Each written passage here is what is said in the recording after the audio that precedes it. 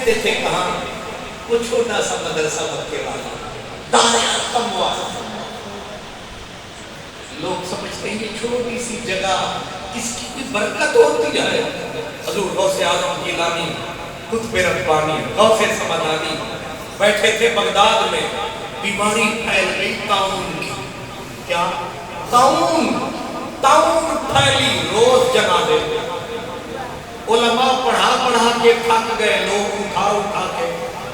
آخر جب ہسپتال میں جگہ بک گئی, ڈاکٹروں نے حکیموں نے کہا اللہ سے دعا کرو, وبا ہے, علاج کوئی نہیں ہے. آخری در پہ رسنا. لوگوں نے کہا ہمت کرو, حضرت عبد القادر یہ جو مدرسے والا بابا ہے اس کے پاس جاؤ, دعا کرواؤ, اللہ کرم فرماوے, شفا دے دے. سارے روتے پہنچے وہاں. حضرت غوث پاک رضی اللہ تعالیٰ عنہ آپ نے مسکرا کے کہا گھبراؤ نا. ان کا جنازے اٹھا کے کندھے تھک گئے. کرم فرما, روٹھا ہے وہ تو منا, تیرا رابطہ جو ہوا. آپ نے فرمایا میرے مدرسے کی یہ جو صحن ہے مدرسے کا, اس کے اندر جو خود اگی ہوئی گھاس ہے, خود اگی سمجھ لو, خود رہو.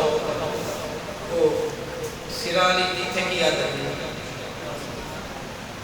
چلو کل دس دیں اب پہ جو لوگ پہنی بغیر محنت کے خود اگی ہوئی جڑی گھاس ہے, ایک دن کا چاہو, مریض نو کھواو تے شفا پاو.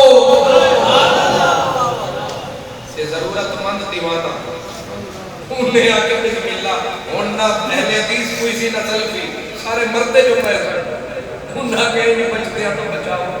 او جیڑا تن کا اٹھاوے, مریض دے منہ وچ جاوے, مریض پھڑکاٹی لاوے, اٹھو ہی اٹھ کے ٹھک کر کے آوے. جدو مریض پائے شفا, سارے نے مل کے آکھیا پلے مولانا ہون یاد آیا. انہاں آکھیا ضرور عبد القادر ہو رہا اپنے مدرسے کی پہلی وچ کوئی کیمیا ملایا ہے, ایویں نہیں شفا والا کم آیا ہے. ہن رل کے پہنچے مولوی عبداللہ بھی تے ثناء اللہ بھی تے فیض رسول بھی, سارے کٹھے 2 روپے. انہاں آکھیا حضور ایک گل پوچھنی ہے, تواڈے مدرسے دی خاص دے وچ کوئی کیمیا رلی ہوئی ہے؟ ہنس کے فرمایا جڑے بے یقین نے بد نہادے انہاں واسطے کیمیا ہے, لیکن جے یقین والے نے انہاں واسطے کہ رلیا ہویا بغداد والا مدینے دا ایک کوئی شاہ ہے. اتو فاصلہ ہے جو ایک دریا ہے.